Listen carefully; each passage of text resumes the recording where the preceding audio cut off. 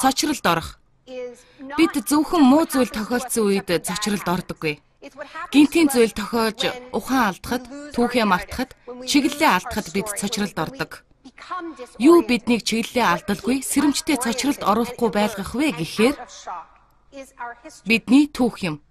Тэгэхээр бидний одоо туулж байгаа шиг хямралын үед өөрсдийн гарал үүсэл туулж ирсэн түүхээ эргэн дурсаж залгамж халаагаа бодох нь тусаа өгдөг. Хүний түүхэндх хамгийн урт тэмцлийг эхлүүлэхэд тустай байдаг юм. Цочрлын онол. Наоми Клайны номноос сэдвлэн бүтээлээ. Энэ түүх нь 1951 оны 6 дугаар сарын 1-нд барууны тагнуулын газрын төлөөлөгчид Монтреалийн Ritz Carlton зочид буудалд академичтай нууцаар уулзнаар эхэлсэн юм. Уулзалт Маккелийн их сургуульд хийсэн хэд мэдрэг хомсдлын нөлөөнд хийсэн судалгаанд цэргийн дэмжлэг үзүүлэхэд чиглэжээ. Хэд мэдрэг хомсдолгийг чинь үнэндээ туйлын нэгэн хэв байдлыг бий болгох арга юм. Сэтгэх чадварын хомсдлын шалтгаан тодорхойгүй бөгөөд субъект мөрөөдөж чадахгүй байгаа талаар гомдлоно. Коллежийн оюутнууд мөрөөдөж чадахгүй байна гэдэг бол замын муухар. Биднийг туршилтаа хийж байхад надад бие махбод тухалдаж эхлэхэд эсвэл өвдөлтийг хомсдлын нөхцлөөс илүү тайвшруулдаг болох боломжтой гэсэн бодол төрсөн юм л да.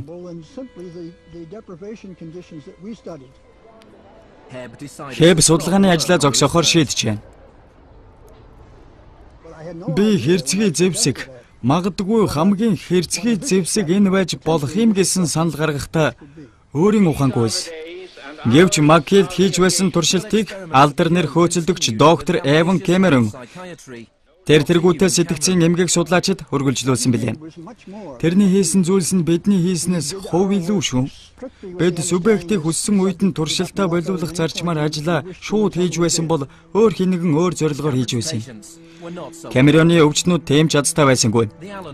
Кэмерон Алан Memorial хүрээлэнд бараг л эрүүшүүлтийн шорон байгуулж, Дональдын сэтгцийн эмгэгтэй өвчтнүүдэд дэндүү аимшигтай туршилт хийж байсан гэдэг юм. Кэмероны зорилго өвчтнүүдийн ой санамжийг арилгаж, оргүй хоосноос дахин сэргээх байлаа.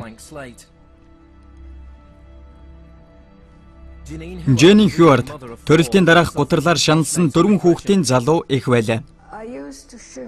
Тэд өдөр бүр намайг маргааш цочрлын имчилгээ хийн гэхэд нь би дагжин чичирдэг болчихсон байсан. Байнга л дагжин чичирдэг. Сүнсээ зайлтал айдаг байлаа. Тэгээд ухаан орохдоо сэтгэл гутралдаа дарлагдаж, гонигилсан байдалтай өөр өрөөнд сэрдэг байсан. Явдаг үхтэл зомбигоос өөрцгүй болсон байсан.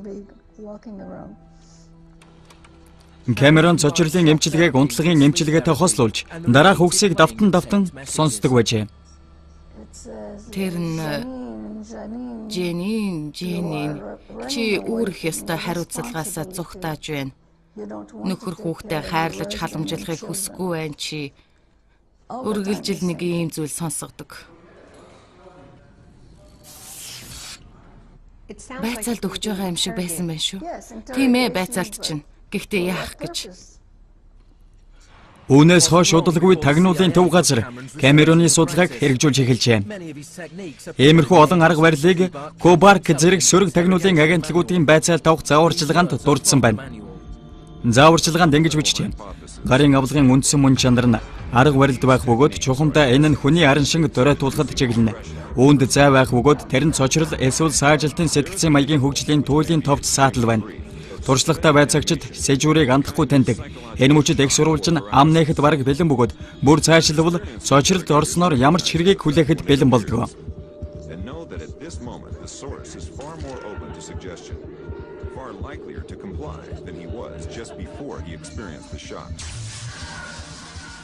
Бусад цочрлын эмчилгээ.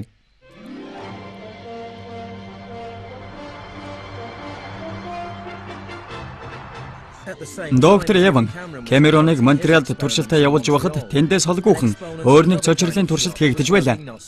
Милтон Фридман Чикагогийн их сургууль эдийн засаг зааж байсан юм.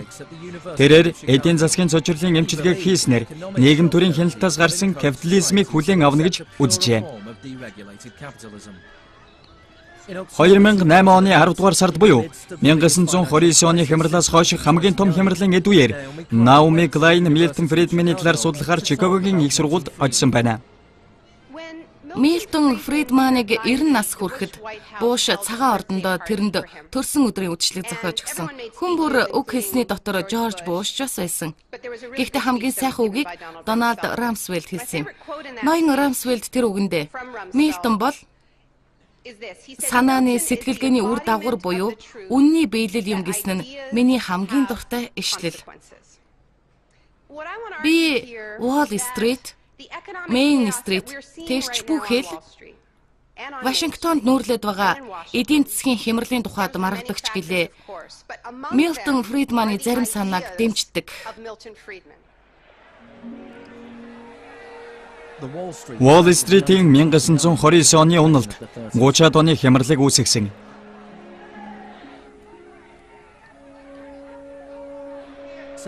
Фридманы онолын төв нь Франклин Рузвельтийн тангараг өргөх ёслолынхон үеэр зарласан шин тохиролцоог эсэргүүцэх юм. Ард хэрэгтэй ажилтай болгох нь бидний нэн тэргүүний зорилгоо. Хэрвээ бид мэрэгэн ухаанаар эр зөрөгтэй хандвал ажилгүйдэл нь шийдэлгүй асуудал биш ээ. Бидний айх ёстой зүйл бол өөрсдийн маань айдас гэсэн хөдлөшгүй үзлээ бид нотлох болно. Эдийн засагч Джон Майнрад Кеннесийн нөлөөнд автсан Рузвельт ард иргэдэд ажилтай болох нийтийн ажлын байрыг хөтөлбөрийн эхлүүлсэн. Өнөөгийн зогсон байдал бол ард хоцрох дурсамж, сая хүмүүст найдвартай, ирээдүйтэй ажлын байр бий болгож байна. Тийм ч хялбар байгаагүй. Хямрал дэлхийн 2 дугаар дан хүртэл үргэлжилсэн.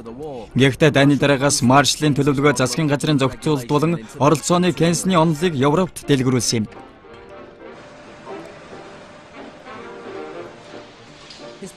Түүний зарчмыг олон нийт хүлээн зөвшөөрсөн.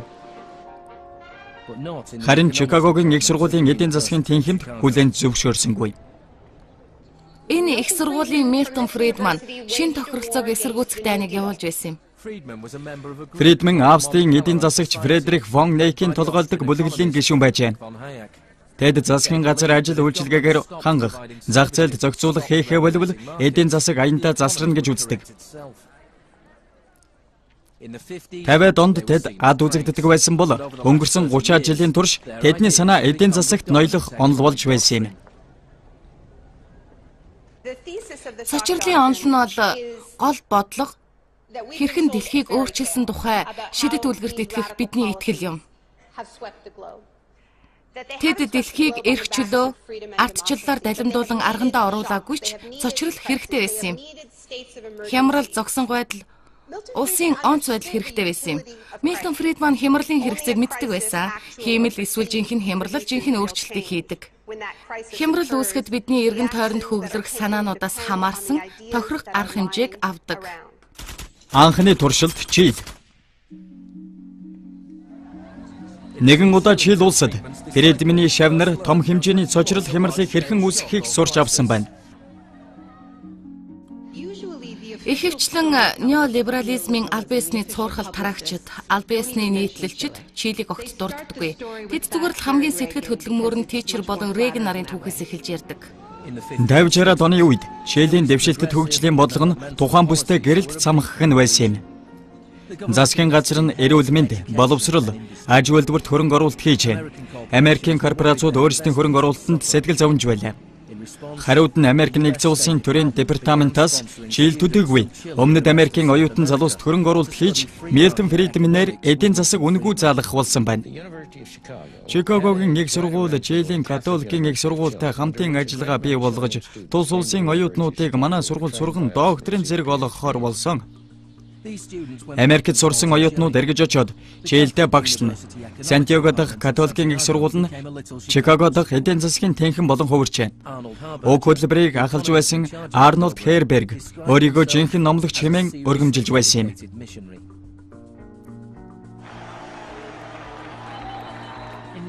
$1970 онд Сальвадор Аллендегийн ардын нэгдсэн засгийн газар сонгуульд ялалт байгуулж эдийн засгийн ихэнх хэсгийг нийгэмжүүлжээ. Чилийн утасны компани ихэнхийг Америк нэгдсэн улсын ITT корпорац эзэмшиж байлаа. ITT цагаан ордноос Ричард Никсны дэмжлэгийг авч Аллендыг ерөнхийлөгч болохыг зогсоох оролдлого хийж байсан юм а. Би тэнд байгаагүй ч гэлээ та нарт үннийг хэлж болж чаднаа. Ричард Никсон Аллендыг ерөнхийлөгч болгож болохгүй гэсэн даалгаврыг тагнуулын төв газарт өгсөн юм. Үнэн дээр тагнуулынх нь намайг Аллендыг сонгогдсны дараа Чилийн зэвсэгт хүчнийг тэрний эсрэг болгохыг үүрэгдсэн юм да. Тагнуулынхны хүчин чармаалтыг үл тоосон Алленд ерөнхийлөгчийн тангаргаа өргөжээ. Ричард Никсон тагнуулын төв газрын захиралд эдийн засгийн хямрал үүсгэхийг тушаасан байна. Ричард Никсон Америк нэгдсэн улсын ерөнхийлөгч, Бээжгэсэн Чилийн ерөнхийлөгч. Надад ноён Никсонтой муудалцаж маргасан зүйл байхгүй. Тэр Чилийн ерөнхийлөгчийг хүндэтгэн үүсэх юм болж цэргийн эргэлт хийх бэлтгэл эхэллээ. Чил дэх Чикагогийн хөвгүүд 500 хуудас бүхий тоосго нэртэй эдийн засгийн төлөвлөгөөг боловсруулсан. Америк нэгдсэн улсын хөрөнгө оруулалт хийснээр эдийн засаг бүхэлдээ тогтворгүй болж эхэлсэн юм. Жолооч нар ажил хаялт зарлаж, үйлдвэр, дэлгүүр, хоршооллууд зогсон байдалд орсон. 1973 оны 6 дугаар сарын 29-нд төрийн эргэлт хийх оролдлого бүтлгүүцсэн юм. Тус оны 9 дугаар сарын 11-нд генерал Пиночет армийн удирдлагыг аваад ерөнхийлөгчийн ордон руу дайрчээ. Дайны цочрол. Чил улсад 41 жилийн турш ардчилсан нийгэм амар тайван оршин тогтнож байлаа.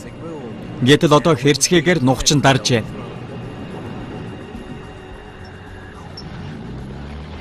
Пиночет болон түүний дэмжигчид төрийн эргэлтийг дайн хэмээн зарлалаа. Дайн төрийн эргэлт хоёр нэг зүйл мэт харагдана. Чилд цочрол, бэшрэл зэрэгцэн нүүрлэлээ.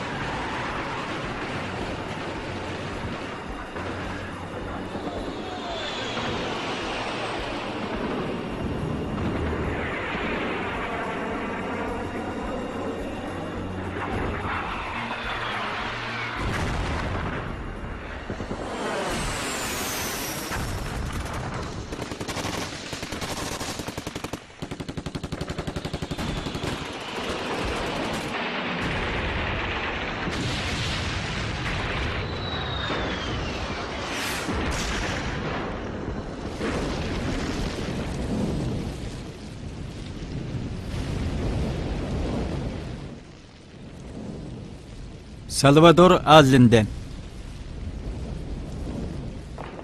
Өнөөдөр манай эх орончдын зэвсэгт хүчийн капиталист удирдагч Салвадор Аллендгийн засгийн газрын хор уршгаар нүүрлэж болзошгүй байсан гай гамшигаас улс орноо авран хамгаалахад шаардлагатай арга хэмжээг авлаа.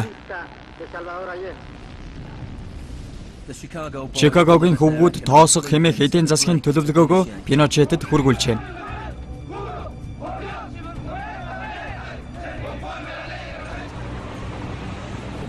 Хэдхэн өдрийн дотор 13,000 орчим хүнийг баривчлан хорж саатуулсан байна.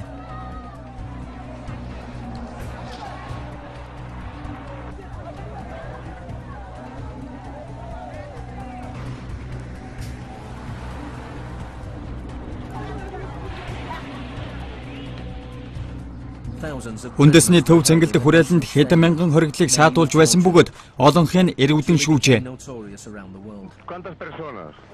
Энд хэдэн хүн байна? 10,000.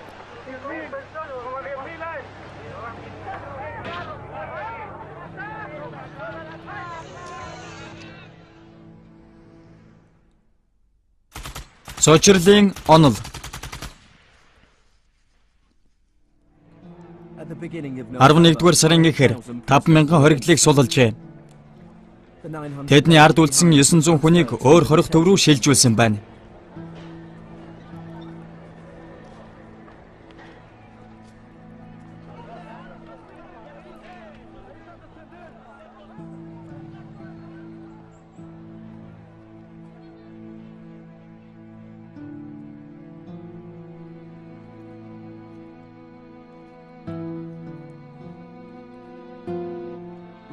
Сар хүрэхгүй хугацааны дараа FIFA хөл бөмбөгийн дэлхийн аваргын тэмцээнийг тус цэнгэлтгэж зохион байгуулах эрхийг Чили долгожээ.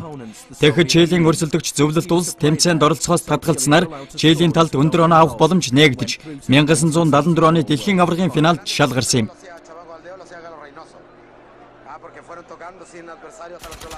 Эдийн засгийн цочрол.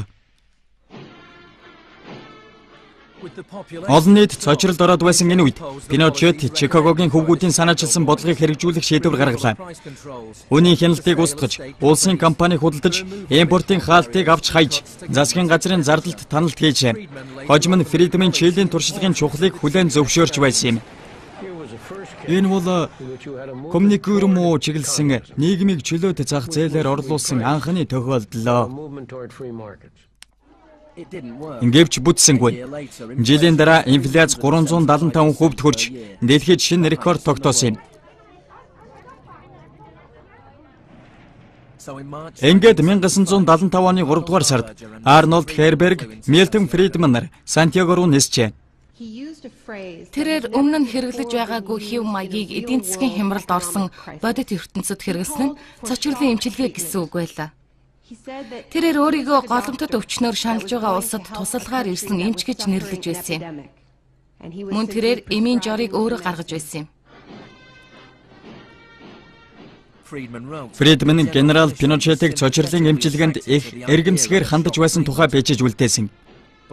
Гэвч ажилгүйдэл газар авсан үед энэ нь улам их өвтгөн.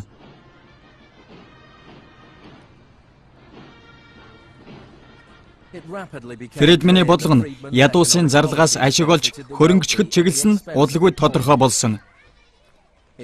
Түүний тооцоолсноор дундаж орлого гэр бүлийн нийт орлогын 74%-ийг зөвхөн талханд зарцуулах байлаа. Ингэснээр автобус нь цуух, сүү уух зэрэг нь тансаг хэрэглээнд орсон. Пиночет хожимо өөрийнх нь найз болсон Британий залуу боловсролын сайдын бодлогын хүчээр сургуулиудад үнгүй сүү тараахан болжээ. Баярлалаа, маш их баярлалаа. Эдийн засгийн энэхүү бодлогыг хэрэгжүүлэхийн тулд айх ёстой нэгэн дайсан байсан. Бид марксизмыг бүрэн дээлсэн гэж бодохгүй байна. Марксизм сүнснээс ялгаагүй. Барьж явахад их барих, үүрэгдэх боломжгүй юм.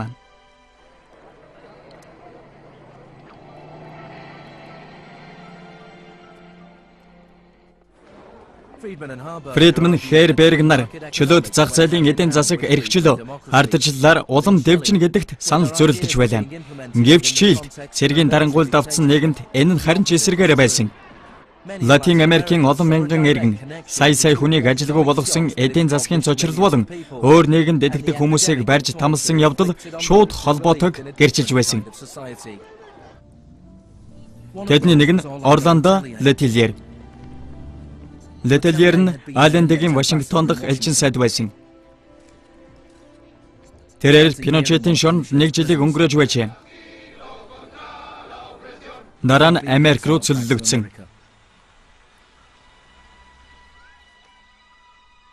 Летильер 1976 онд ингэж бичжээ. Эдийн засгийн төлөвлөгөөг хэрэгжүүлэх болоход Чилийн нөхцөлд зөвхөн мянган хүнийг хороож, бөөнөр хорих лагаар байгуулж, 100 мянга гаруй хүнийг 3 жил шорон суулгаж байж, энэ нь хэрэгжих боломж бүрднэ. Сар хүрэхгүй хугацааны дараа Летлерийн машин дэлбэрч амиа алдсан юм.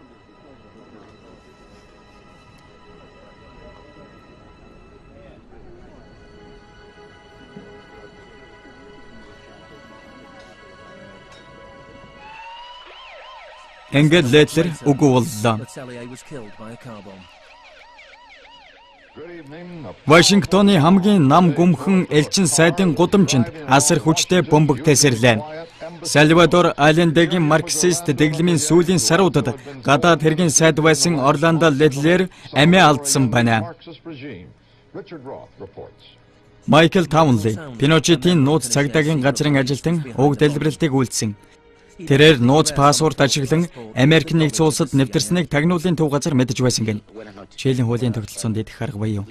Би их оронч марксизмыг эсэргүүцэгч байлдагч. Хунтын дэмжигчийн хуваар итгэж явдаг.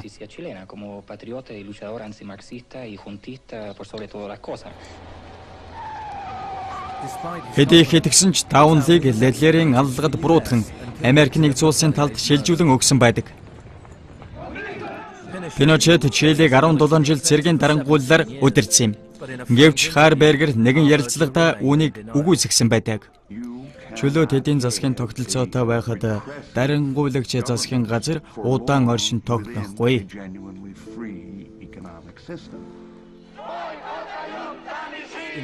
Орландо Летлерийг алагддаг жил Милтон Фридман Нобелийн эдийн засгийн шагнал хүртсэн юм. Хүмүүс та нар түүхэн үннээс гажсан байна. Би та нарт хэлж өгье.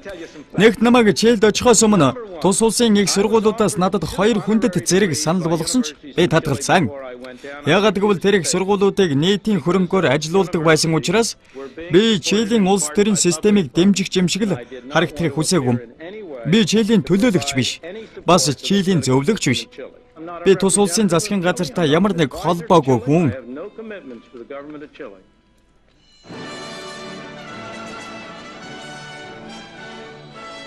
I now turn to you, Professor Milton Friedman. Friedman, эндээс заалаа. Friedman, эндээс заал.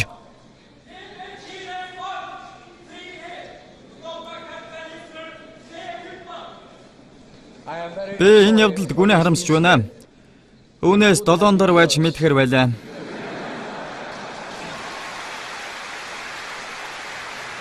Ховсгал дэлгэрлээ.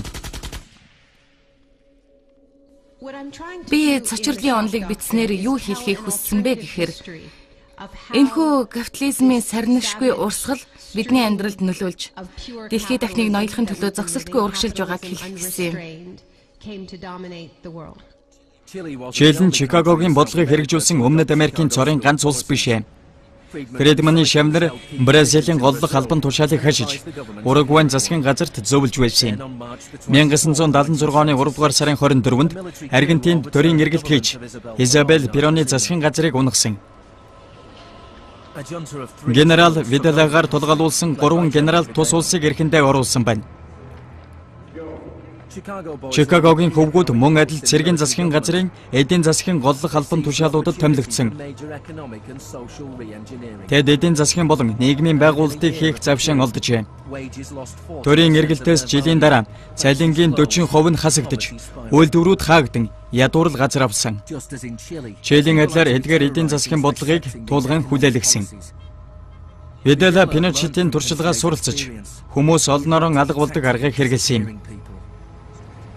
Нийтийн болон хувийн тэнцвэр аимшигтайгаар алдагдаж эхэллээ. Хүн хулгайлах хэрэг бараг гигant цагаан өдрөөр үйлдэгддэгч үргэлж үгүйсгдэг байлаа. Бид Аргентин улсаа хамгаалж байна. Энэ тоглоомын дүрм их хэтгээд бид өдөө хатгахгүй, дэврэхгүй.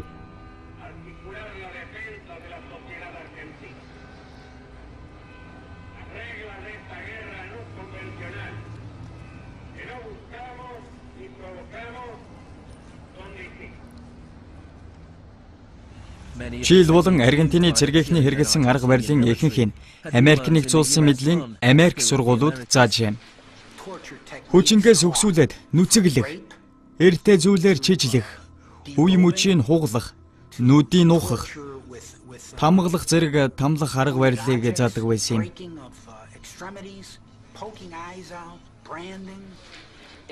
Латин Америкийн дэглэмүүдэд хүний эрхийг ноцтойгоор зөрчсөн олон арга барил байдаг гэсэн. Улс төрийн аллаг, тамлалт, албадан гаргах, шүүх хурлагүйгээр хорих гэх мэт янз бүрийн аргыг манай талаас заадаг гэж дуулсан. Чиний цэбаха. Хэрэг бидний заасан арга барилыг ашигладаг гэвэл би үгүйсгэж чадахгүй юм аа. Дайсан цэргээ тамлан, шаардлагатай цэргийн мэдээллийг олж авах нь байж болох ухаалаг алхам мөн. Харин үүнээс хэтэрч тамлах арга барилыг буруугаар ашиглан ард иргэдийг зовоох нь ёс суртахуунгүй, зохисгүй үйлдэл болно.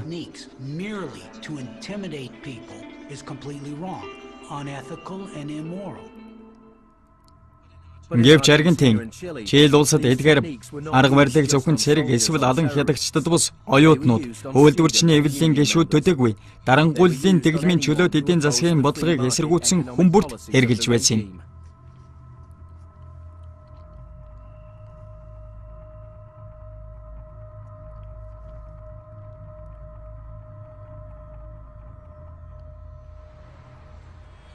(1978 онд Аргентины цэргийн дэглэм дэлхийн аваргыг зохион байгуулжээ.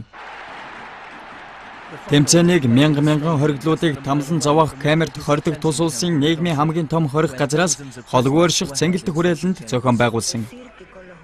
Тэмцээний үеэр гол гэж ойрлох чимээ холгүйхэн тамлуулж байгаа хоригдлуудын үнийн түүхийг халахлах арга сан байсан. Цэнхэр цагаан өмсгөлийн ард 25 сая аргентинчууд туг далбаага мандуулан уухасаар манай орны ер бусын гайхамшиг болсон хөл бөмбөгийн тэмцээнийг зохион байгуулагчдыг дэмжиж байна.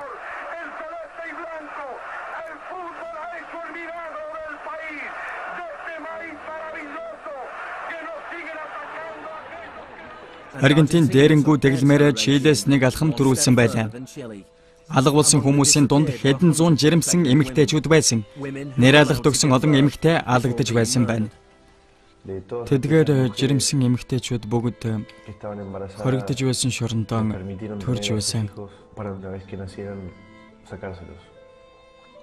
500 хүүхдэд ийм тавилан оногдсны нэг нь би тэн төрсөн.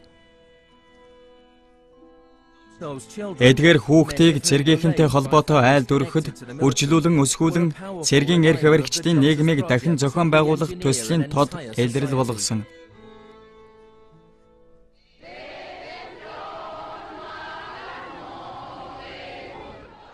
Цэргийн дэглэмийн үеэр Плаза де Майод жагсаалхын эсэргүүцлээ илэрхийлсэн цөөнгүй эхчүүд, эмэгтэйчүүд алга болжээ.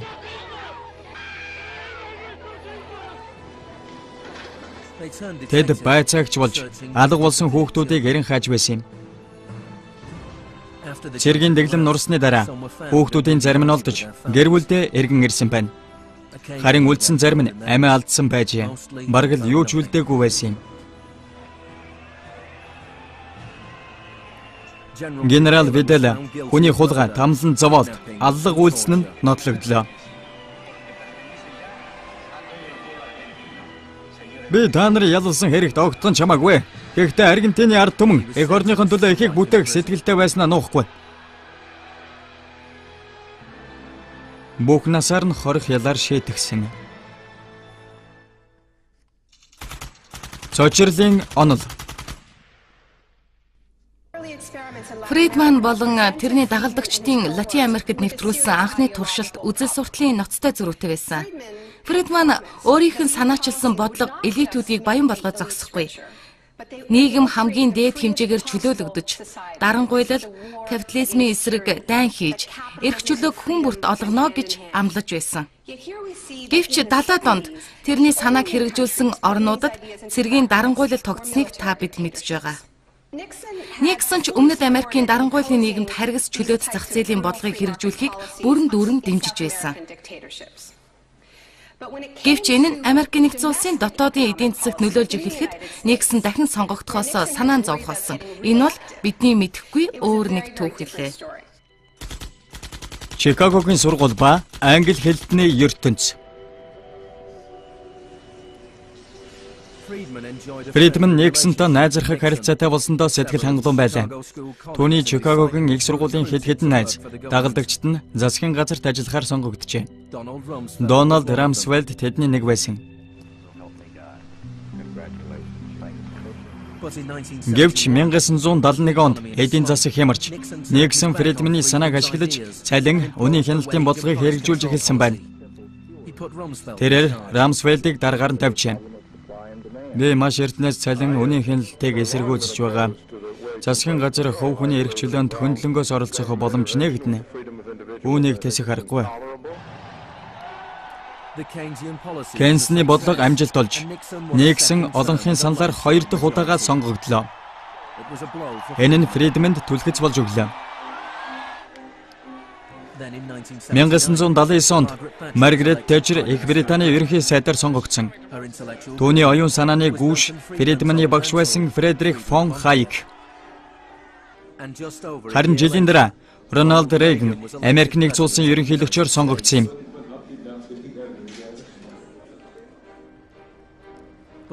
Одоо Их Британи, Америк хоёр Фридменчүүдийн удирдлагад шилжилээ. Маргарет Тэтчерийн дэвшүүлсэн хөтөлбөр 4 зарчимтай. Засгийн газрын зардлыг танах, татварын хүүг танах, аж үйлдвэр дэх засгийн газрын эзэмшил, үйл ажиллагаа зохицуултыг бууруулах, инфляцийг аядуухан тогтвортой бууруулах, валютын бодлого. Түүнийг албан үүргээ хассан эхний 3 жилд ажилгүйдлэх 2 дахин нэмэгдэж, эдийн засаг улам хямарч, ажил хаялт газар авсан байна. Олон нийтээс хүлээсэн дэмжлэг нь 25% болтлоо буурсан. Их Британий томоохон хотуудад бослого умэндэгдэж, Маргарет Тэтчерийг дэмжигчдийн дунд эргэлзээ бий болжээ. Тэтчерийн засгийн газрын эдийн засгийн арга хэмжээ холигдож хутагдсан.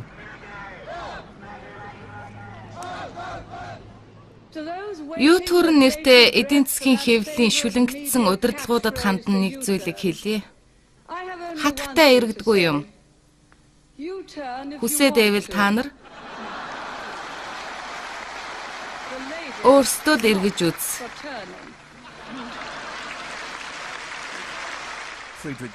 Фредерик фон Хайек Тэтчерт Пиночетийн цочрлын эмчилгээг хэрэглэхийг сануулгахад Тэтчер ингэж хариулжээ. Их Британи бол ардчилсан улс орн. Тиймээс бид дээд зэргийн ухамсартай болохоор чийлд хэрэгжүүлсэн арга хэмжээ хүлээн зөвшөөрөх бүрэн боломжгүй гэжээ.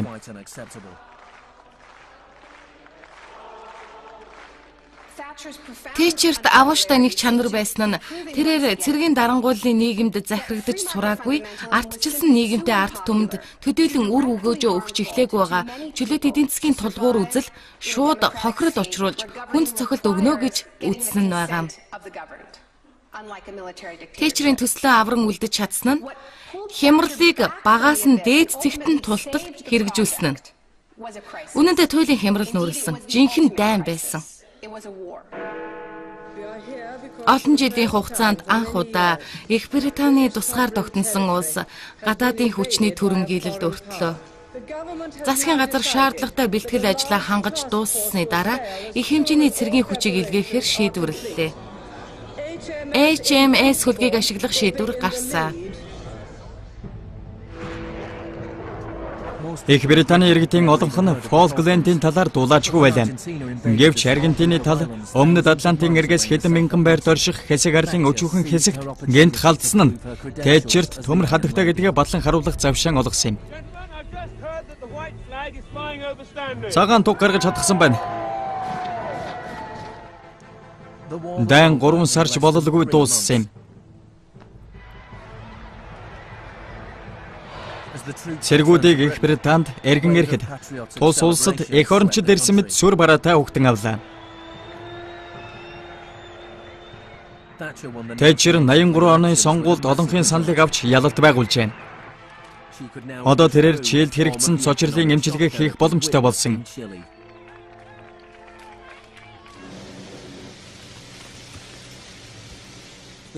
Тэр үед Их Британий хамгийн хүчтэй үйлдвэрчний эвлэл нь уур хажтын үндэсний эвлэл байлаа.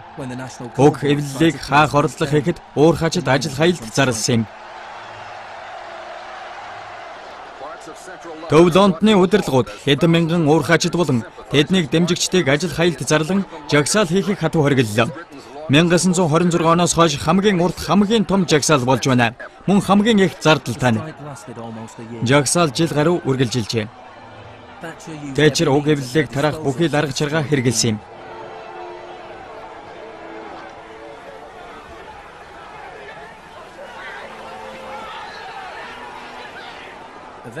Ингээд эцэст нь уур хажид ялагдал хүлээлээ. Тэтчер энэ ялалтаа Чикагогийн сургуулийн хувьсгалыг Британд нэвтрүүлэхэд ашигласан юм. Ингээд арилжааны байгууллагуудыг хувьд шилжүүлэх асар том хөтөлбөр хэрэгжижээ. Тэрээр төмөр, ус, цахилгаан, хий, утас, онгоцны, газрын тосны, аж үйлдвэрүүдийг олноор нь зарсан байна. Нийтийн сууцыг хүртэл өмчилжээ. Зөвлөлийн үйлчилгээ хүртэл хэрэглэнээс хасагдсан. 1986 гэхэд санхүү болон банкны үйлчилгээ төрийн хяналтаас гарсан. Энэ явдлыг их тесрэлт гэж нэрлэжээ. Энэ үдэш хуран зугулсан хэнч их тесрэлтийг дурдах шаардлагагүй байгаа нь эхлэл юм. Их Британд Тэтчерээс ч өмнө гүйцэтгэх захирлууд дундаж ажилчдаас 10 дахин их цалинтай байлаа. Харин 2007 оны байдлаар энэ тоо дахин 10 нугарчээ.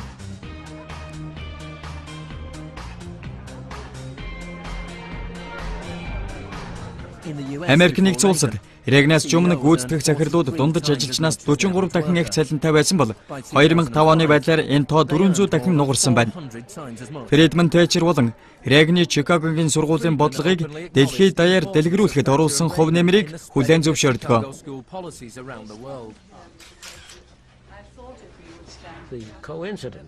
Тэтчер Регнаар нэгэн зэрэг төрийн удирдлагад гарсан нь дэлхийд дахиныг төсөөр эдийн засаг, валютын бодлогыг хүлээн зөвшөөрөхөд хүчтэй түлхэц болж өгсөн юм а.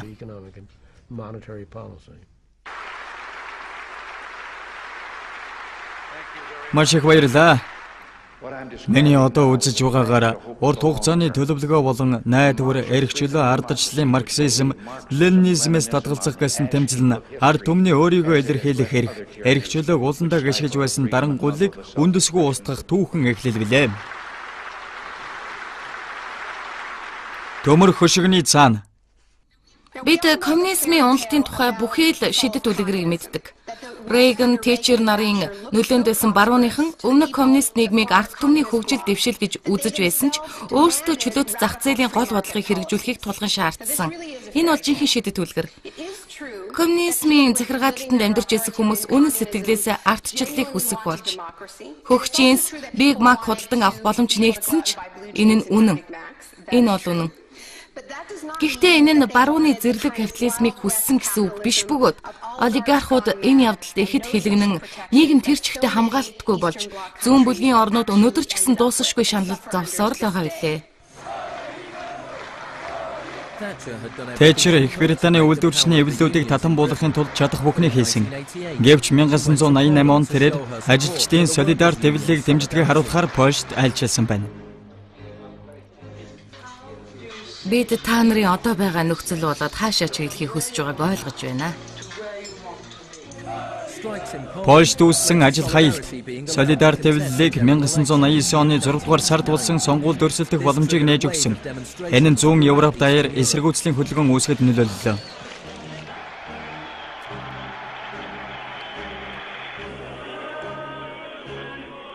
Өмнө нь зөвлөлт улс арджилсан хөдөлгөөнийг нухчин дарахад цэргийн хүчийг ашигласан.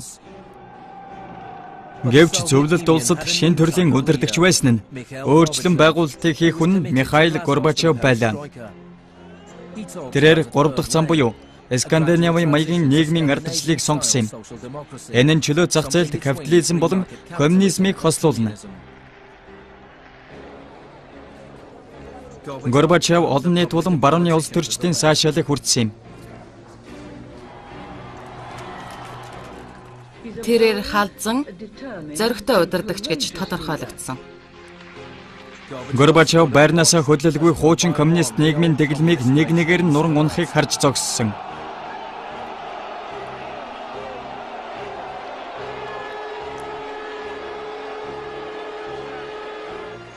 Тэр жилийн сүүлээр Европын хуваагдлын хамгийн том бэлэгдэл нуран унсан.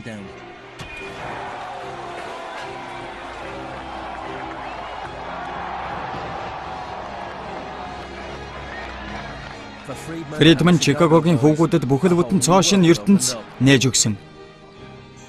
Зөвлөлт улсад Горбачев Оросын эдийн засагт шинжилэлт хийх гэж байлаа. 1991 онд Горбачев экологийн уулзалтанд оролцохоор өргөдсөн юм. Тэрээр уг уулзалтаас хийх гэж байгаа эдийн засгийн шинжилэлтэд дэмжлэг хааж ирсэн. Гэтэл тэрээр цочрлын эмчилгээ хийхгүй бол тусламж үзүүлэхгүй гэсэн хариу сонссон. Дараа сард нь түүний эсрэг төрийн эргэлт гарсан. Коммунист намыг тууштай дэмжигчид Горбачевыг Кремль дэх гэрт нь гэрийн хорионд хийжээ. Оросын засгийн газрыг танк тойрон бүчлээ.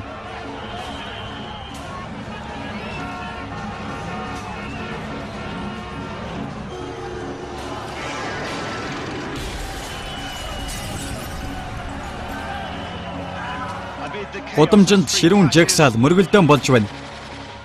Коммунизмын тууштай дэмжигчид бослогыг танкаар дарахаар шийдсэн бололтой байна. Оросын хувьсгалаас хойш тус улсад ард иргэд болон хамгаалтын хүчнийхэн хооронд ийм үйл явдал тохиож байгаагүй. Өнөө өглөөний үүрээр хаасаагүй эвдрэл сүрэл гарснаас харахад төрийн эргэлт бүтлгүүдэх хандлагатай болчих шиг боллоо. Оросын засгийн газрын ордон огт хөндөгдөөгүй цэргийн хараахан хөдөлгөөн хийгээгүй бололтой. Засгийн газрын ордны доторх хамгийн хүчирхэг Борис Ельцин байгаа.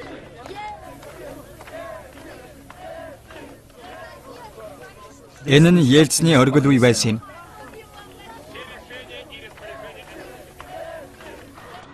юм. Горбачев суллагдаж Москвад эргэн иржээ. Гэвч тэр эрх мэдлийнхээ ихэнхийг алдсан байна. Би Оросын холбооны улсын дээд удирдлага ерөнхийлөгч Борис Николаевич Ельцин танаа гүн нэхийн ёсолё. 1991 оны 9 дугаар сард зөвлөлт холбоот улс бутарсан нь Оросын ард түмнийг цочролд оруулсан юм. Энэхүү Ельцин Оросын холбооны улсын эдийн засгийн бодлогыг ахалж эхэллээ. Орос чөлөөт зах зээлд орсноор хямрал үүсч эхэлсэн. Чикагогийн сургуулийн бодлогыг Орос хэрэгжүүлснээр чөлөөт зах зээлийн эртний шинэ бүлгийн эхлэл тавигдсан. Тэр чигтээ цочирдож, эмчилгээч авсангүй. Цочирлын онол.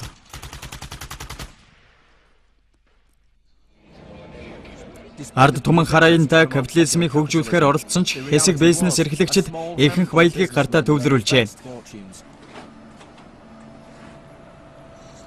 Улсын үйлдвэрүүд хамгийн бага үнээр зарагдсан юм. Оросын хэвлэлүүдэд Ельцины зөвлөхүүдийг Чикагогийн хүүгүүд гэж бичиж байна.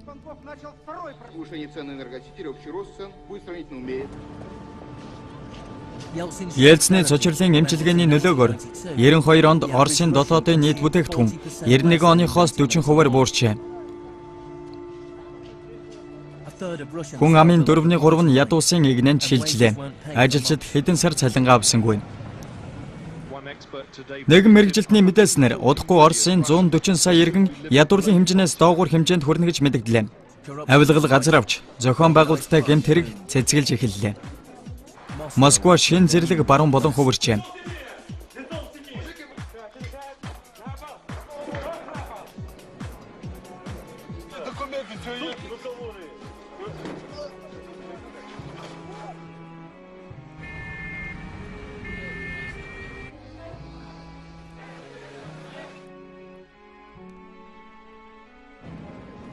Оросын хүн амын ихэнх нь тус улсад нэвтэрсэн Чикагогийн хүүгүүдийг эсэргүүцэж байлаа. 93 оны 3 дугаар сард парламент нэгэн чухал шийдвэр гаргасан юм. Энэ нь Ельцин долгогдсон тусгай эрх мэдлийг хөмөх санал хураалт. Ельцин ч улсын онцгой байдал зарлалаа.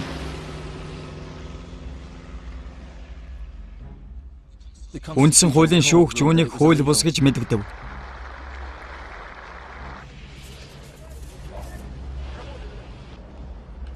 Юусэн сарын 21-нд Ельцин Пиночетигийн сонголтыг давтаж парламентыг тараажээ. Өнөөдрийн нөхцөл байдалтай уялдуулан парламентын хяналтын эрх болон хууль тогтоох шийдвэр гаргах эрхийг хааж байна. Баруун Ельциныг далдуур хөдлөж байлаа. Бид Борис Ельцины Орост ардчлалыг байгуулах хамгийн гол найдвар гэж үзэж байгаа. 2 өдрийн дараа парламент Ельцинтэй хариуцлагатай тооцох санал хураалт явуулж өөр дүн нь 636 харьцах 2 гэж гарлаа. Парламентыг дэмжигч хэдэн мянган иргэд засгийн газрын ордны гадна жагсаж телевизийн байрууд руу дайрч байна.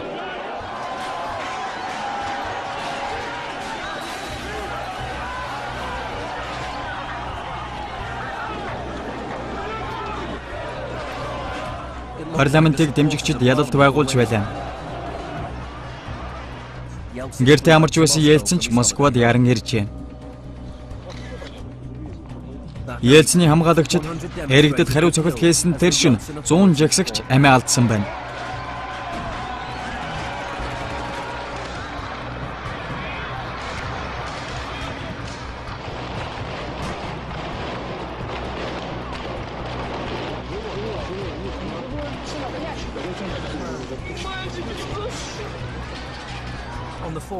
Дугаар сарын 4-ний өдөр тэрээр 2 жилийн өмнө амь тавин хамгаалж байсан засгийн газрын ордон руу дайрахыг цэргүүдэд тушаажээ.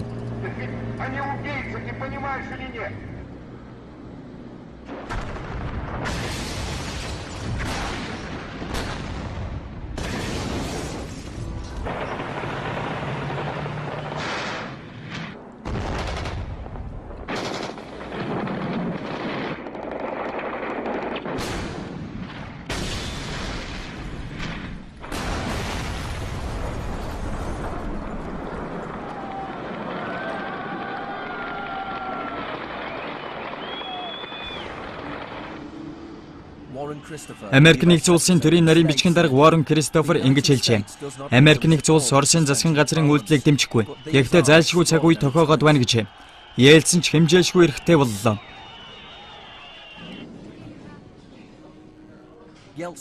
Чикагогийн хөвгүүдийн тусламжийг авсан тэрээр капитализмыг хөгжүүлэх ажлаа эхлүүлсэн.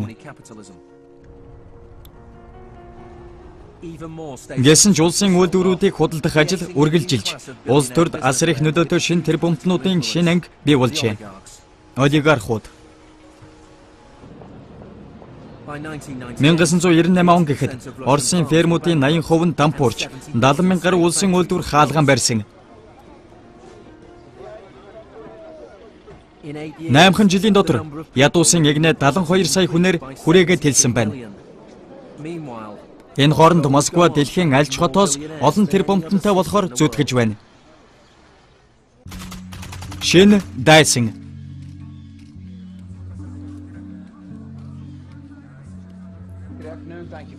Өдрийн мэнд та бүхнийг ирсэнд баярлалаа. Би өнөөдөр Дональд Рамсфельдийг батлан хамгаалахын сайдад нэр дэвшүүлж байгаадаа бахархалтай байна. Би хөрөндөө дахин хүчин зүтгэхтэй баяртай байна. Рамсфельд өмнө нь Жеральд Фордын үед батлан хамгаалахын сайд байсан. Тэгэхэд хамгийн хүчтэй дайсан нь зөвлөлт холбоот улс байсан юм. Би яг ч Оросуудыг 8 руу тарина гээгүй. Тэгж болцсошгүй гэсэн шүү дээ. Би Оросуудыг 10 тохоо өндөргээгүй. Тэд өмнө нь 5.3 тохоо байсан. 5.9 болсон. Ингээд гэртээгээ ойрхон шин дайсантай болсон. 2001 оны 9 дугаар сарын 1-нд Рамсфельд Америк нэгдсэн улсын зэвсэг түвшний ихэнхийг хувьд шилжүүлэх тухай илтгэл тавьсан. Милтон Фридман үүгээр бахархах байсан. Тэрээр өнөөдөр бидэнд тулгараад байгаа асуудал бол занал хэл. Америк нэгдсэн улсын аюулгүй байдал занал хэлсэн дайсан. Энэ дайсан бол дэлхийн хамгийн сүүлчийн 5 жилийн төлөвлөгөөгөөр дэглэм тогтоосон улс. Сонсоод байвал энэ нь хуучин зөвлөлт улсыг хэлж байгаа юм шиг боловч тэр дайсан үгүй болчихсон. Энэ дайсан гэртээ маань дэндүү ойрхон. Энэ бол Пентагоны хүнд суртал юм. Өнөөдөр бид хүнд суртлын эсрэг дайн зарлалаа. Маргааш нь American Airlines-ийн 77 дугаар нислэгийн онгоц Пентагоныг мөргөж 184 хүн амиа алдсан юм.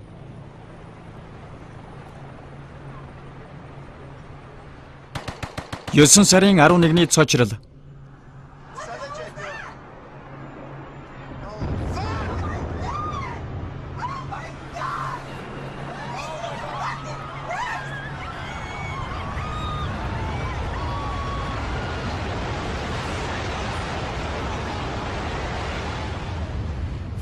Халдлагын дараах мэдрэмжийг сандаа.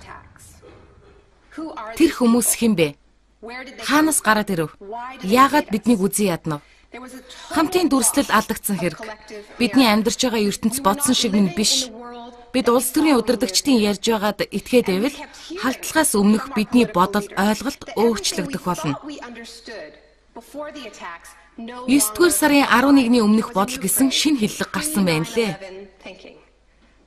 Тэр мөчид юу болсон талаарх шинэ түүх гинт эд шидийн гэмээр гараад ирсэн. Бид соёл иргэншлүүдийн мөргөлдөөнд ороод байсан. Энэ бол бидний амьдарч байгаа ертөнц. Тэр мөч чөтгөрийн тэнхлэг болсон бөгөөд бид терроризмын эсрэг байлдаж байна. Энэхүү хэлсвэр төгсгөлгүй дайнаас эдийн засаг томоохон үр дагавар авчирсан. 2001 оноос өмнө эх орны аюулгүй байдал бараг л аж үйлдвэр гэж тооцогдох болоод байсан. Өнөөдөр энэ Холливуудыг болон хөгжмийн аж үйлдвэрийг нийлүүлсэнтэй тэнцэхэр болж 2001 оны 9 сарын 11-ээс 2006 оны хооронд орон нутгийн аюулгүй байдлын албаныхан 130 тэрбум долларыг хувийн гэрээлэгчдэд өгсөн байдаг. Энэ бол гамшигт капитализмын цогц шинэ эдийн засаг айдас дээр тулан бослоо. Энэ нь цагаан хартаа хийсэн тэмцлийн дурсгалаа. Терроризмын эсрэг дан 1-р хэсэг. Терроризмтэй тэмцэх хамгийн сайн арга бол газар бүрт нь үгүй хийж байх дэлхийн терроризмын эсрэг хамгаалалт. Энэ дайны эхний шат нь Афганистаныг бомбогдох байсан юм.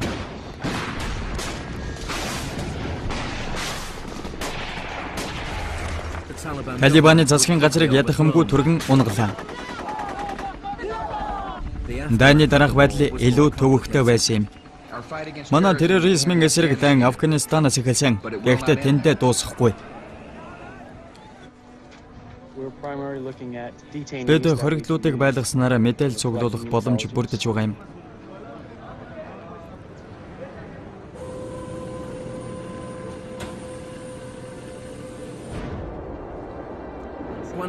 Гуантанамо нь Кубаркийн зааварчилгааны дагуу Америк нэгдсэн улсын зэвсэгт хүчирхэгний ашигласан анхны объект.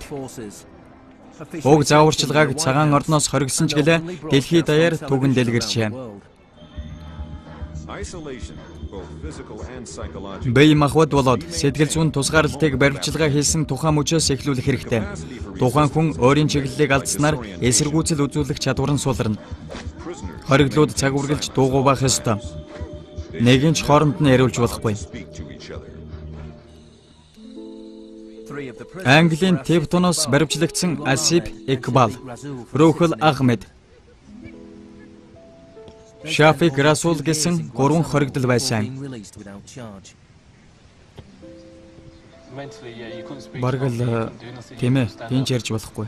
Юу ч хийж болохгүй. Бүр босч болохгүй. Зүгээр суун. Юу болоод байна? Би хаана байна? Үлцэн амьдралаа энд өгрөх юм бах та. Гэртээ харих болов? Гэр ихнийг харж чадах болов гэсэн бодол толгойд байнга эргэлддэг байсан. Гуантанамо Бэйд 779 хоригдлох хоригдож байсны ердөө 3 нь ял хүлээжээ.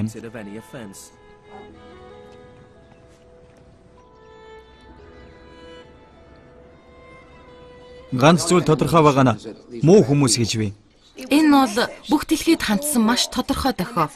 Уг дохио нь хэрвээ бидний замд хөндөсвөл ийм зүйлтэй учрна шүү гэсэн үг. Терроризмын эсрэг дан 2-р хэсэг. Терроризмын эсрэг дан нэг хүнийг, нэг улсыг чиглээгүй. Ирак руу цөмрөн орохыг олон хүн хүлээн зөвшөөрч баталсан. Гэтэл Америк нэгдсэн улс Аль-Каидагийн толгойгч нуугдаж байж болзошгүй. Цөмийн зэвсэгтэй байж болзошгүй. Бусад улс оронд цөмийн технологи зардаг байж болзошгүй улсыг түрэмгийлэх сонирхолтой байсан нь Пакистан байж мэднэ. Тус улс Талибтай ойр харилцаатай, мөн цэргийн дэглэмд байдаг улс. Харин оронд нь Жорж Буш нефтийн нөөцөөрөө дэлхийд 3-т ордог Ирак руу дайрахыг сонгосон юм.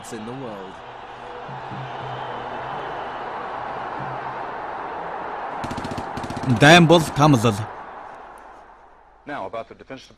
Бодлон хамгаалахын яамны дайны төлөвлөгөө нь булангийн дан гэхээс илүү 89 онд Панамыг түрэмгийлсэн дантай их төстэй байна. CBS News-ийн олж мэдснээр төлөвлөгөөг А өдөр гэх өдөр эхлүүлэхээр болж байна. А гэдэг нь агаарын цохилт. Агаарын цохилт асар их хохирол учруулдаг тул Садамын цэрэг хариу тулалдах, хөдөлгөөн хийх боломжгүй болох юм. Бомбыг бороо орж байгаа мэт олноор нь хаях бөгөөд үүнийг цочрлова бишрэл гэдэг юм байна. Хэрв Пентагон дайны төлөвлөгөөгөө ягштал дагвал 3 дугаар сарын эхний өдөр агаарын болон тэнгисийн цэргийн хүчнийхэн Ирак руу 300-аас 400 пуужин хөрөх юм байна. Энэ нь булангийн дайны 40 өдөр тэргэлсэн нийт пуужин холд авсан тоо юм. Ийм хэмжээний пуужин урд хожид хязгаарч хаанч хэрэгжилж байгаагүй. Хаалла уулман бол зэр зэвсгийг асар их хэмжээгээр ашиглаж байгаа дайныг буруутгасан цочрлова бишрэл төслийн зохиолчдын нэг юм байна. Хэдийгээр энэ нь хэдэн өдөр үргэлжлэхгүй хормын төдий асуудал ч гэлээ. Хирошимад хайсан цөмийн бөмбөгтэй ижил нөлөө үзүүлнэ. Бүхэл бүтэн хот сүрнэ.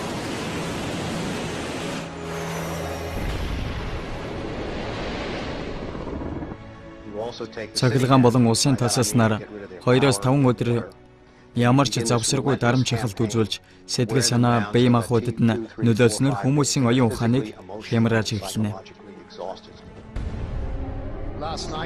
Өнгөрсөн шөнө Багдадын төв талбай дэлхий дээрх шиг там болжээ.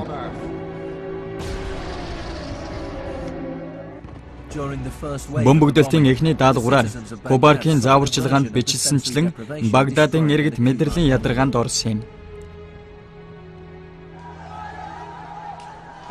Саддам Хусейныг түлхэн унахын сацуу Америк нэгдсэн улс хулгай дайрмыг таслан зогсоож байна.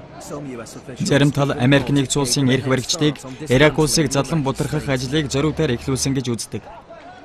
Дээд боловсролын албаны захирал Джон Агресто шинэ хэллийн завшаан гарсан дээр нь сургуулийг тонж байгааг харсан гэж байна. Үнэн дээр Иракт хориг тавихаас өмнө тус улсын боловсролын тогтолцоо тухайн бүстэй хамгийн шилдэг нь байсан. Хүн амын 89% нь бичиг үсэг тайлагдсан байна. Харин Джон Агрестогийн төрлөх нутаг шинэ Мексикт хүн амын дөнгөж 46% нь бичиг үсэг тайлагдсанараа ялгаатай байлаа. 46% of the population were functionally illiterate. Цочрлын онол.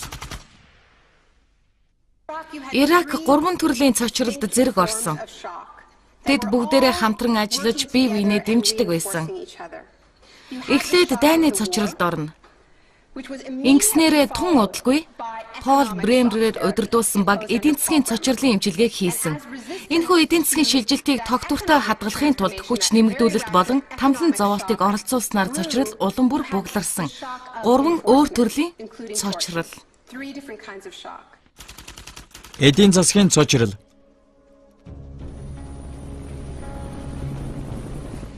2003 оны 5 дугаар сард Пол Бремер Америк нэгдсэн улсын Ирак дахь элчингээр томилогдчихэв. Тэрээр ирснээс хойш 2-7 хоногийн дараа Иракийг бизнест нээлттэй хэмээн зарласан юм. Бид эвслийг Иракийн эдийн засгийг шууд тодорхойлох байх гэж найдаж байна. Бремер Иракийн талаар бага мэдэж байсан ч гамшигын капитализмаас сайтар мэддэг байж. Тэрээр орон нутгийн хамгаалалт хүчээ авахын өмнөхөн хямралын зөвлөл гихчийг байгуулжээ. Өнөөдөр Багдадын хувьд маш чухал өдрөө. Бремер эхний 4 сарыг Чикагогийн сургуулийн хуулийг батлахад зарцуулжээ. Рамсфелд Иракийг чөлөөт ертөнцийн хамгийн гэгээлэг уян хатан татвар хөрөнгө оруулалтын хуультай улс хэмээн дүрсэлсэн. Бремерийн эхний үйлдэлүүдийн нэг нь 500 мянган улсын ажилчныг халах байлаа. Энэ нь засгийн газарт шархлаа үүсгэж Фридманд үртэй болсон Батикацийн актын нэг хэсэг байсан. Бүтээн байгуулалтад зориулан мөнгө амлалаа. Манай Ирак болон Афганистанд хийх ирээдүйн хөрөнгө оруулалт бол Маршалл төлөвлөгөөнөөс хойш хамгийн агуу амлалт байх болно. Үнэн дээр энэ нь эсэргээрээ эргэсэн юм. Маршалл төлөвлөгөө Европын аж үйлдвэрийг огцом хөгжүүлсэн бол Америк нэгдсэн улс нь Ирак дахь Америк корпорациудад хөрөнгө оруулалтаа хийж байлаа. Хэрв Иракт ажил орлоо гэхэд давхар гэрээгээр ажил гүйцэтгэгчид авчихна. Creative Associated шинэ боловсролын систем шин сурах бичих хэвлэх сургалтын хөтөлбөр боловсруулах нэрээр $100 сая хадгалсалжээ. Менежмент технологийн зөвлөгөө өгдөг Bearing Point Irakt зах зээл сүртэй тогтолцоо бий болгохоор 240 саяын гэрээ байгуулсан. Харин Умард Каролинагоос гаралтай RTA Irakt ардчлал бий болгох зорилгоор $466 сая гэрээ байгуулсан. Хайлан бүртэн Иракт гэрээ байгуулсныхын төлөө $20 сая шагнуулж байсан. Барсонс 142 эрүүл мэндийн төв барих нэрийдлэр $186 сая хүлээн авсан байх юм. Гэтэл тэд ердөө 6 эмнэлэг барьсан. Эхний 4 жилд хөрөнгө мөнгийг тэр бумаар нь гаргаж байсан ч цахилгаан болон усны хангамж огт сайжирсангүй. Бид амжилт гаргана. Бид амжилт гаргангуудаа маш чухал зүйл хийн. Зөвхөн 25 сая иракчуудад бус тус бусад барууны сонирхол үйлчлэх их чухал зүйл хийх болно. Тэр бүхэл Иракийн шинэ мөнгөн тэмдэгтийг гадаадд хэвлүүлсэн. Би тавхан загвар тэмдэгтийг харуулъя л да. Америк нэгдсэн улсын талаас хувийг гэрээлэгчдэд мөнгө төлж гэрээ байгуулан ажиллаж байгаа хувийн гэрээлэгчдийн ажлыг хянуулж байлаа. Бидэнд ажил өгөө, бидэнд ажил өг. Би 2004 онд Багдадад очиж үзсэн. Тэр үе бол эд бөмбөгдөлтийн үе байсан. Миний буудалсан зочид буудлын ойролцоо бөмбөг унж дэлбэрсэн. Хэдийгээр хүчирхийлэл хямрал газар авч байсан ч гэлээ. Үүний үл тоосон иракчууд маргааш нь жигсаал зохион байгуулахыг хараад би их гайхсан шүү. Нажафт 19 хүн өгч 100 хүн шархтсан. Тухайн үед иракчууд сонгуул явуулахыг шаардаж байсан юм. Садамаас хойших нийгэм хэрхэн байхыг шийдэх нь ард иргэдийн эрх. Түрэмгийллийн ихэнх үед жигсаал 50 болж өнгөрдөг байсан. Гэтэл цаг хугацаа өнгөрхийн хэрээр жигсаал үр дүнгээ өгөхгүй болохоор иракчууд зэвсэгт бүлэглэлд нэгдэх нь олширсан.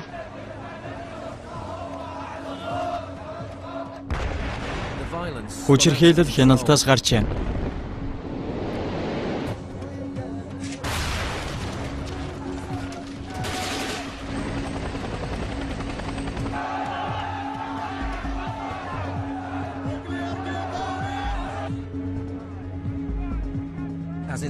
Гучин жилийн өмнө бусдын амийг хороож анхааруулга болгон зам дээр хаях явдал зөвхөн Өмнөд Америкт гардаг байсан. Энэ бол сураггүй болсон иракчуудын цогцос.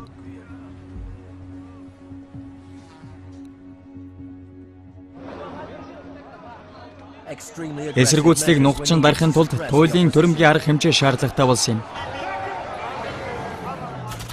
Хүч нэмэгдүүлэлтийн цочрол.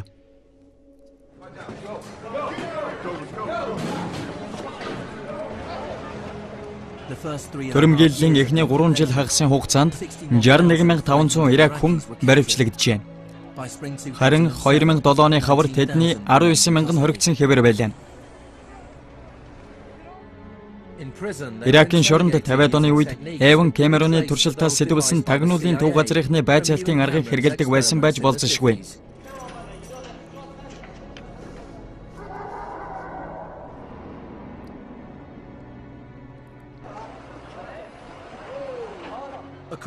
Улаан цагламаа нэгэнлэгийн мэдээлснээр Иракт явуулсан баривчилгааны 70-90% нь эндүрэл байсныг Америк нэгдсэн улсын цэргийн эрх баригчид хүлээн зөвшөөрсөн байна.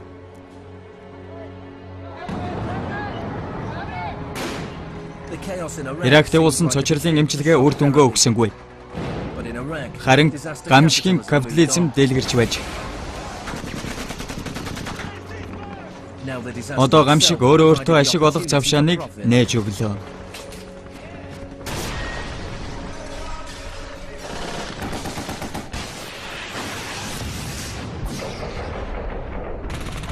Дайнаас ашиг олох нь. Америк нэгдсэн улсын цэргийн зардал 2001 оноос хойш 2 дахин нэмэгдсэн. Энэ нь жил тутамд $700 тэрбум гэсэн үг. Тэртех 1961 онд ерөнхийлөгч Айзенхауэр хэд хүчирхэг зэвсэгт хүчний талаар анхааруулж байсан. Зэвсэгт хүчний эрчимтэй өсөлт болон зэр зэвсгийн их хэмжээний үйлдвэрлэл нь Америкийн түүхэнд шин туршлага. Тиймээс бид хожуу учирч болох зэвсэгт хүчний хэд хүчирхэгжилт болон түүнээс урган гарах нөлөөллөөс сэргийлэх хэрэгтэй юм. Бид яасан ч өөрсдийн эрхчлөө ардчлалыг иймэрхүү занал хийлэлд автуулж болохгүй юм. Иракийн дайн бол орчин үеийн түүхэнд хамгийн хөвчлөгдсөн дайн. Багдад дахь ногоон бүс бол дэлхийд дахинд юу болж байгаагийн туйлын хувилбар. Хөвчлөл аюулгүй ертөнц гадны хямралаас энд хамгаалагдж байна. –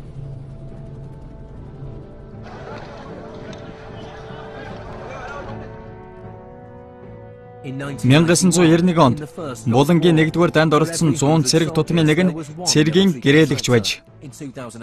Харин 2003 он гарч Иракийн дан эхлэхэд энэ тоо 10 болон нэмэгдсэн. Харин 2006 оны байдлаар энэ тоо өссөөр 33-т хүрсэн байна. Тэгтэл дахин 1 жилийн дараа энэ тоо 70 болж өсжээ. 2007 оны 7 дугаар сард энэ тоо улам бүр ихээр нэмэгдсэн байж. Энэ бол Фридманы найдаж байсан хүлээлт билээ. Би зэвсэгт хүчин шүүх байгууллага мөн хурдны болон авто замуудыг хөв шилжүүлэхийг хүсдэггүй юм аа. Хамгийн том гэрээлэгчдийн нэг нь Blackwater USA байсан юм. 2004 оны 4-р сард гарсан Нажафын бослогын үеэр Blackwater Америкийн цэргийг удирдах байжээ. Ажиллагааны үеэр 10 гаруй Ирак хүн амиа алдсан. Америк нэгдсэн улсын Иракийн хуулийг зөрчсөн хувийн гэрээлэгч бүрийн хохирлыг барагдуулж, тиймээс тэд Гуантанамо шиг хууль үйлчилдэггүй тойрогт байсан юм. Би хэдэн сарын өмнө танаа Батлан хамгаалахын сайдаас үйл ажиллагааг нь удирддаг хуулийн талаар Би асууна. Цааш нь туслаарай. Туслаарай. Цочрлын онол. Гэмэрний цочрлын эмчилгээ хийсэн өвчтнүүд эргэлзэж, ухаанаа алдаж хоцордог байсантай адил Ирак олон тооны цочролд орж, хууль зөрчих байдал, хүчирхээлэл, шашны мөргөлдөөн буурсан. Саддам Хусейнийг 2006 онд цаазлах хүртэл Иракт 7 хоног бүр 1000 хүн амиа алддаг байжээ.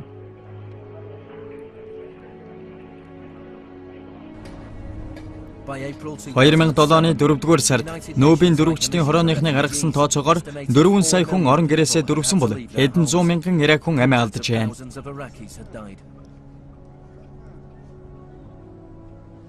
Түүхчид биднийг маш гайхалтай сүрлэг зүйл хийсэн гэж бичих нь тодорхой гэж боддог юм. Америк бууштайгаа сөнөөсөө! Америк бууштайгаа сөнөөсөө! Бид терроризмыг эсэргүүцсэн. Жагсч байна. Америкийн терроризмыг Америкчууд хүүхэд эмэгтэйчүүдийг баривчилж, хороодог, настнуудыг доромжилж, залуусыг бууддаг. Америк бол алан хэтгч.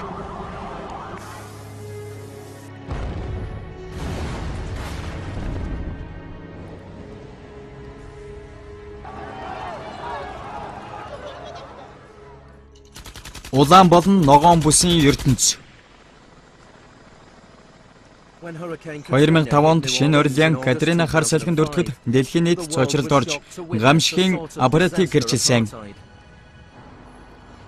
Гамшигт өртөж болцсошгүй нутгуудаас дөрвсөн хэдэн мянган иргэд жаахан тусламжтай эсвэл ямар ч тусламжгүй хорогдох байранд оргонж байсан юм. би Шинэ Орлеаныг усанд автсан байхад нь очиод Иракт харсан зүйлээ тэндээс харсан. Гэхдээ энэ нь дайны дараах биш, аимшигт байгалийн гамшигын дараах байдал. Милтон Фридман 2006 онд нас барсан. Тэрний хамгийн сүүлчийн бодлого нь Катрина хар салхинаас 3 сарын дараа Wall Street журналд бичиж өгсөн нийтлэлд үлдсэн байдгийн. Тэрээр Шинэ Орлеаны сургууль, тэрэнд сурдаг хүүхдүүдийн гэр орны айдал нуран голсон. Одоо тэр хүүхдүүд улс даяар тархан дөрвсөн. Энэ бол эмгэнэлч гэлээ боловсролын тогтолцоог шинчлэх завшаа юмаа гэж бичжээ. Тэрээр тус хотдох сургуулийн тогтолцоог хувьд нь шилжүүлэхээр хөөцөлдөж байсан. Яг хунгийн дуу шиг байсан.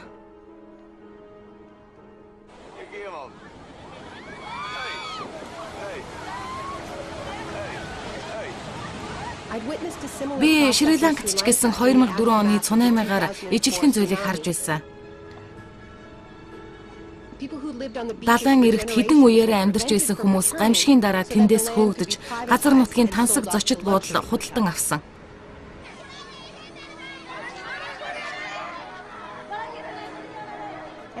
Энэ бол миний цочрлын номлол номоор хэлхийг хүссэн зүйл. Гамшигын дараа системчилсэн байдлаар олон нийтийн өмчөд халдаж байна. Тэр үед хүмүүс онцгой байдлын уршихаар зөвхөн өдөр тутмынхаа сонирхлыг хамгаалахад анхаарлаа хандуулдаг.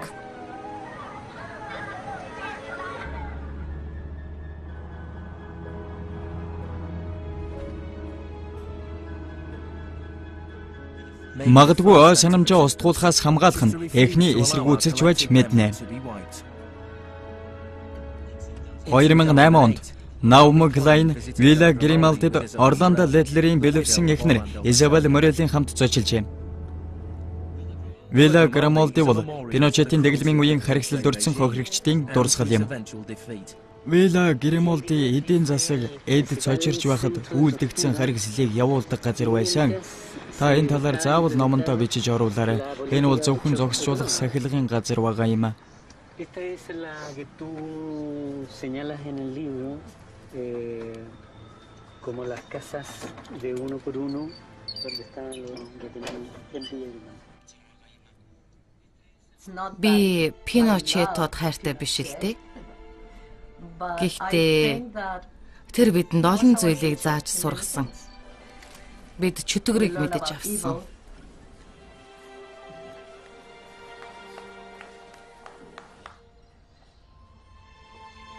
1998 онд Пиночет Лондонд байхдаа баривчлагджээ. Түүний хуучны холбоотон Маргарет Тэчер дэрэгдэн зогсож байна. Би танд асар их хүртээгөө санаж явдаг.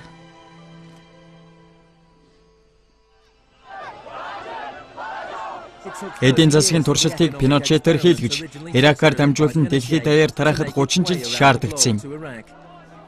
Гэхдээ өнгөрсөн ба одоогийн ижил талыг харахад үнэхээр гайхмаар.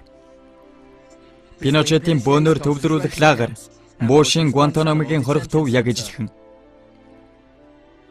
Чил болон Иракт хүмүүс алга болж байсан нь чижилх юм. Эван Камероны туршилт болон Абу Грейбийн хориглуудыг тамлан зовоохонч ижил. Тэр бүх өнгөрснийг үгүй хийсэн нь цахилгаан цочролд оруулж бүх өвчтнүүдэд туршилт хийж шин санаа сэтэж өгч байсан. Гэхдээ Жэнэн эсрэгүүцэж чадсан. 98 онд тагнуулын төв газар Жэнэн болон Эван Камероны бусад хохирогчдод нөхөн төлбөр олгохыг зөвшөөрсөн юм. Жэни, та тэдний туршилтанд орсон ч оюун ухаанаа хүчтэй болгож ялж чадсанараа бахархдаггүй. Өөрийнхөө чинээнд өөрийнхөө байгаагаар би бахархдаг.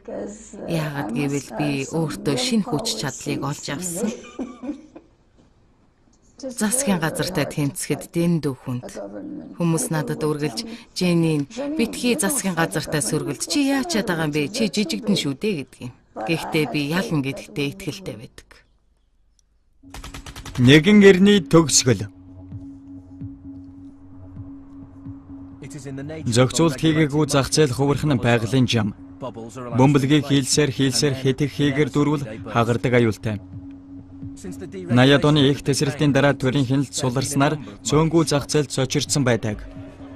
1987 онд хар даваа гараг тохиосон. Зах зээл шилжлээ даран унлаа. Энэ бол хөрөнгийн биржийн түүхэн дэх нэг өдрийн доторх хамгийн өндөр уналт. Мөнгөн тэмдэгтийн брокерууд фунт стерлингтэй өрсөлдөж чамгүй ашиг унгасан. 97 онд Азийн хямрал нүүрлсэн. Ганцхан жилийн дотор 600 тэрбум доллар Азийн хөрөнгийн зах зээлээс салгуулжээ. Дараа нь 2008 онд санхүүгийн зах зээл хөмөрсөн.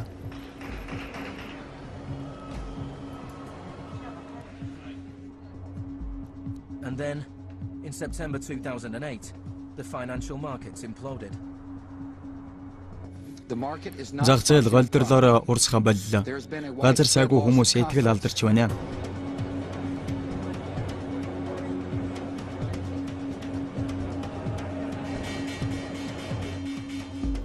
9-р сарын 15-нд Lehman Brothers өөрсдөө дампуурлаас хамгаалах хүсэлт гаргасан.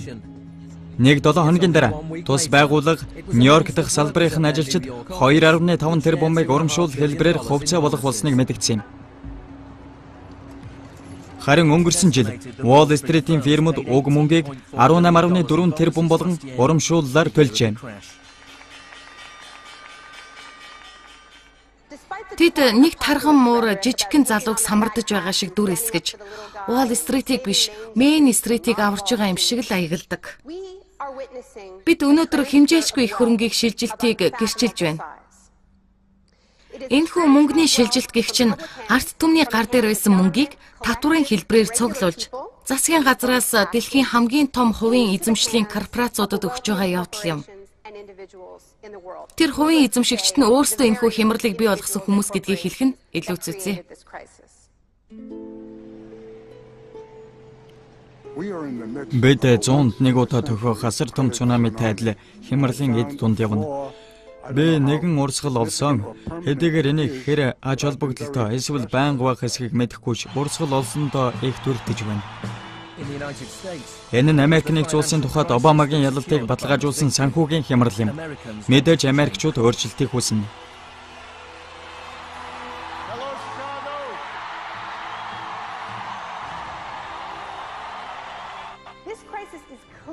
Энэ хямрал нь төрийн хяналт сулрах, өмч хувьчлал хийх зэрэг үзэл санаанаас шууд урган гарсан үр дүн мөн гэдгийг баг хүн бүр мэддэг шүү дээ.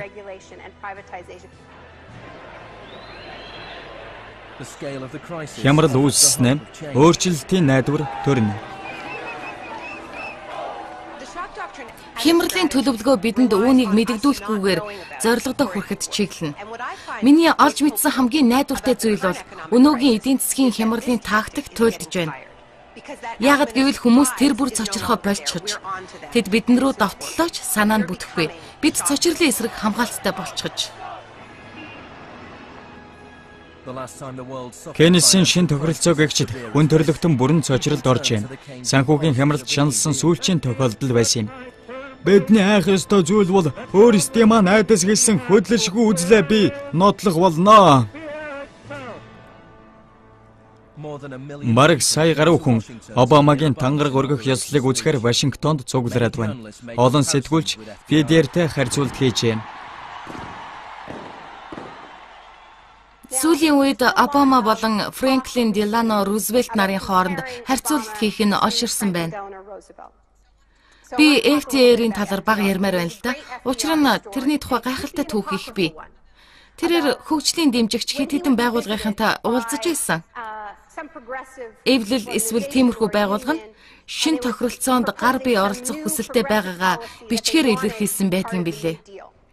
FDR тэдний хүсэлтийг сонсож дуусаад ингэж хэлсэн байдаг. За та нар гарцгаа би хийгээд өгье гэж. Тэд чадсан. 1937 он буюу шин тохиролцоо хэрэгжиж эхэлсэн жилийн дотор хэдэн бослого тэмцэл гарсныг та бүхэн мэдэх үү? 20 хоногийн дотор дунджаар 4740 бослого гарсан байдаг. Харин 2007 онд хэдэн бослого гарсныг мэдэх үү? 2. 21. За, энэхүү түүхэн тэмцлийг санах өөр нэгэн шалтгаан бий. Энэ бидэнд маш чухал зүйлийг хэлэх гэсэн юм. Яг одоо бидний эргэн санах ёстой зүйлс дэндүү там том юм. Энэ бол бид дэлхийг эрүүл байлгая гэж байгаа бол эдийн засгийн хямралд хүчтэй хариу барих хэрэгтэйг ухааруулж байгаа юм. Илүү амар тайван байлгахын тулд бид өөрсдөө урагшаа алхаж санснаа гүйцэлдүүлэх хэрэгтэй. Баярлалаа.